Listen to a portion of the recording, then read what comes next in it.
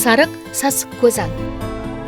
Suvsarsmonlar oilasiga mansub chaqqon va mayda yirtqich hayvondir. Bu jonivor hozirgi kunda soni kamayib borayotgan zaif tur hisoblanadi.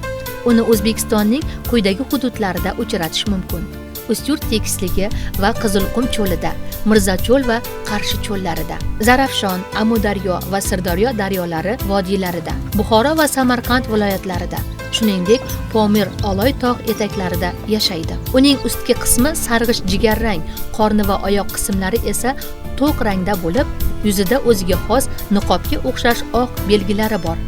U kichkina bo'lishiga qaramay, o'zidan kattaroq kemiruvchilarni ham ovlay oladi. Ular asosan sichqonlar va boshqa zararli kemiruvchilar bilan oziqlanib, dehqonchilikka yordam beradi. Sariq sassiq ko'zanning yashash joylari bo'laklarga bo'lingan, ya'ni mozaik tarqalgan.